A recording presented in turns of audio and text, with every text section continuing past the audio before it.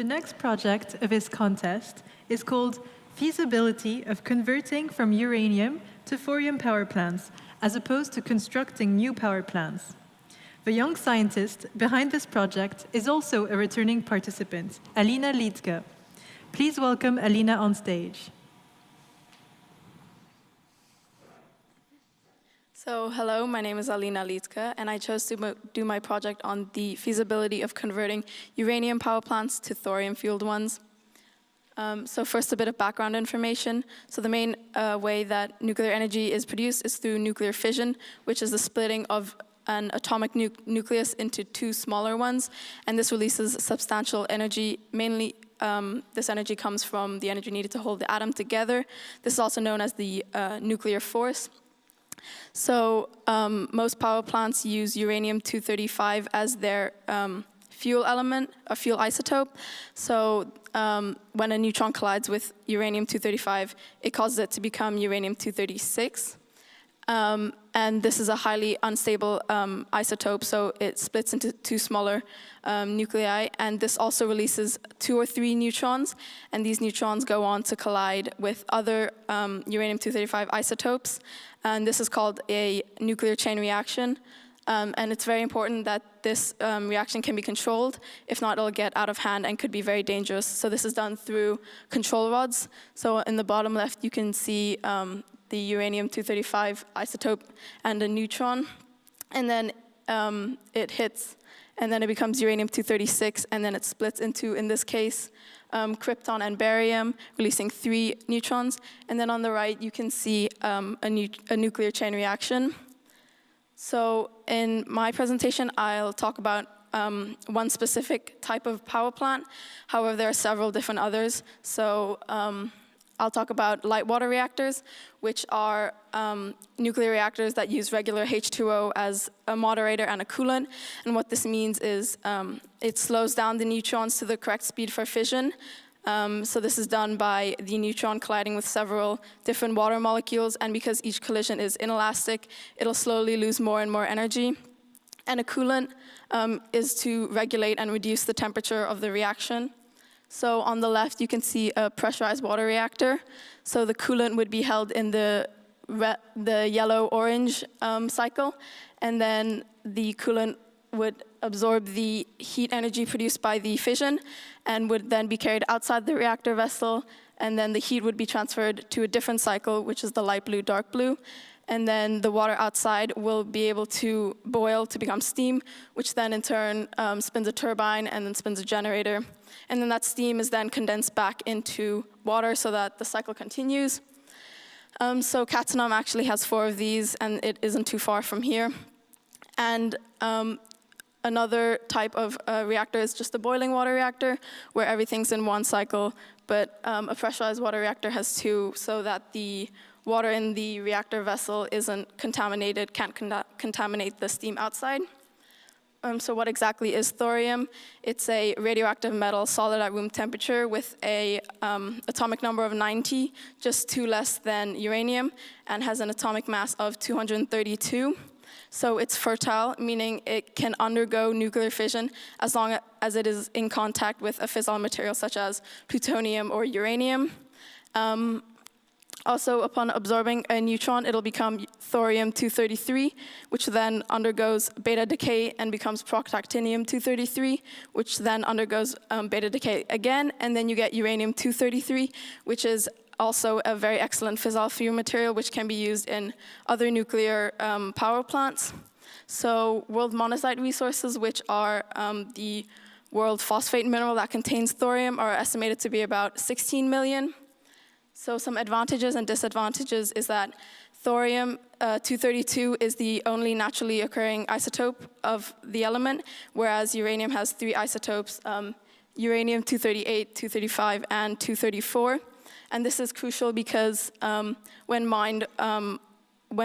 uranium ore is mined, you only get 0.7% of the useful isotope of uranium. So this will then need to undergo further enrichment, whereas when thorium is mined, you'll immediately get thorium-232, which is already useful. It is also more naturally abundant than uranium, almost 3 times. It's safer because you can easily drain the fissile fuel material from the thorium, and then the reaction will stop because thorium itself is fertile. So it could be paired with plutonium as the fissile fuel material so that the plutonium is recycled from other nuclear reactors that use uranium. However, a disadvantage is that there's a severe lack of research and development in this field, so there's a low incentive to increase investments in this area. And another investment would have to be in the fissile fuel material used along with thorium. So as of right now, the main feasible power plant would be light water reactors or pressurized water reactors. However, many companies are more focused on implementing a net zero production of plutonium, where they use plutonium from other uranium power plants to be used with thorium so that it's recycled. So there are 3 methods. The first one is thorium additive, where it's 5 to 10% of thorium in a uranium fuel. And this is just to improve the performance of the fuel. And it's mainly used to gain experience with the element before it is fully implemented. The second one is thorium mixed oxide fuel, and this would use plutonium as the fissile material to go along with thorium. And then the last one is a thorium-uranium cycle, and this would be a complete replacement of the uranium cycle. However, again, there will be more further research needed into this. And while I was doing research, I came across a Norwegian company called Thor Energy, and they're developing and testing a thorium fuel cycle to be used in existing reactors rather than reconstructing new ones, because this would be a huge investment. So their fuel designs are supposedly compatible with 90% of all existing reactors. 90% of these are light water reactors, as I mentioned earlier.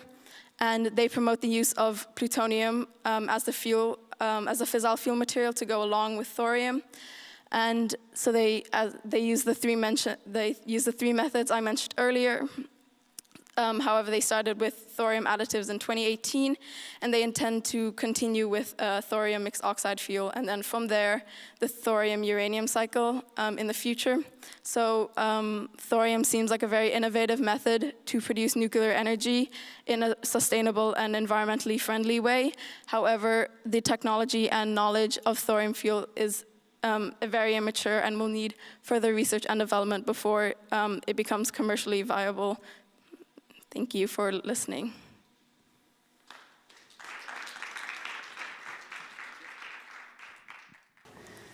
Yeah, thank you for joining us here.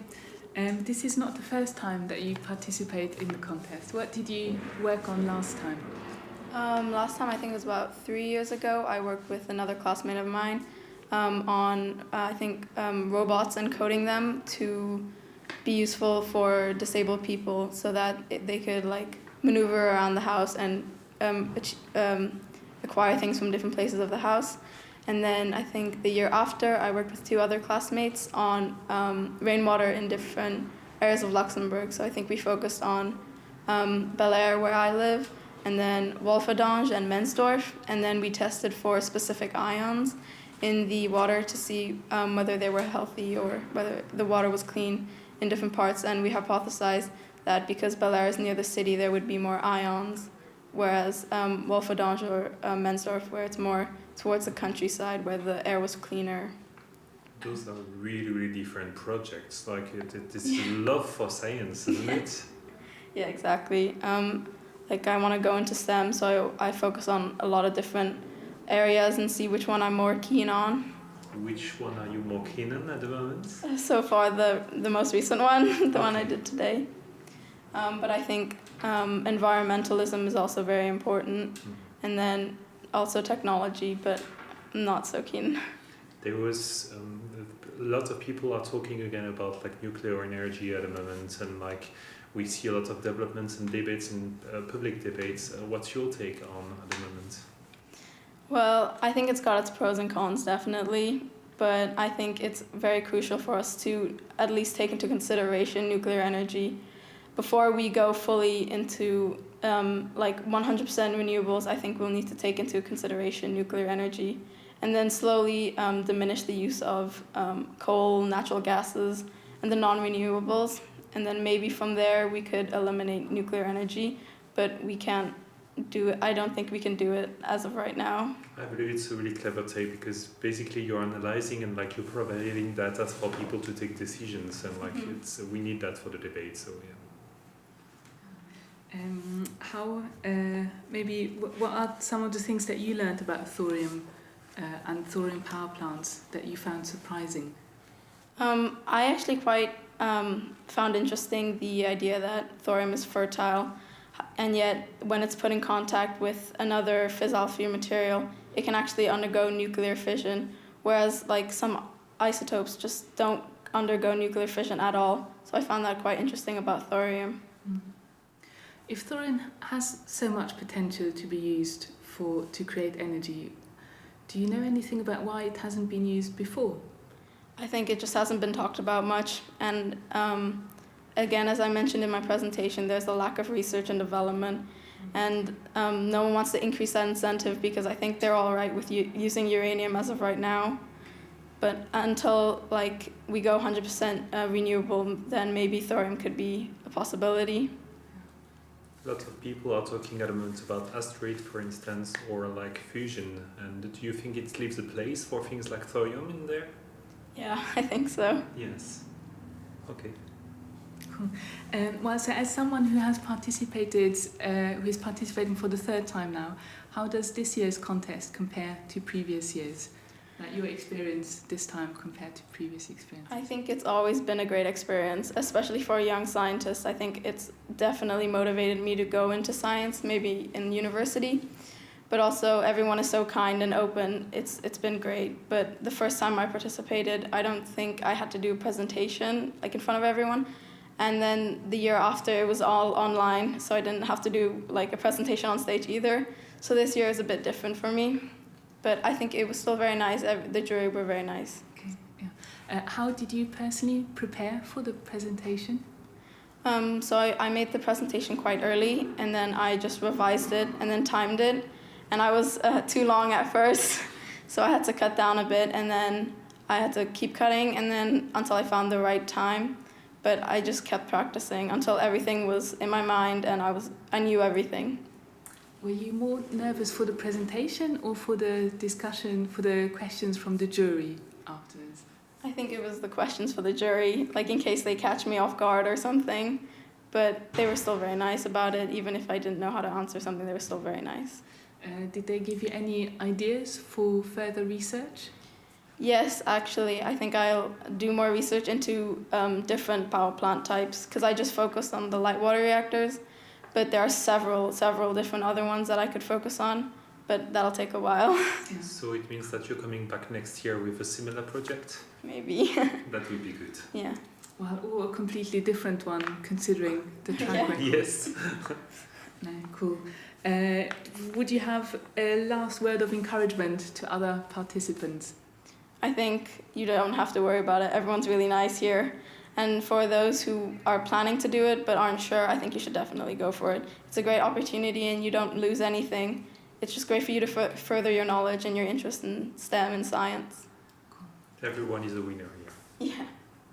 Alina, thank you very much for your time and good luck for the rest of the contest, especially Sunday. Thank you. Thank you. Thank you.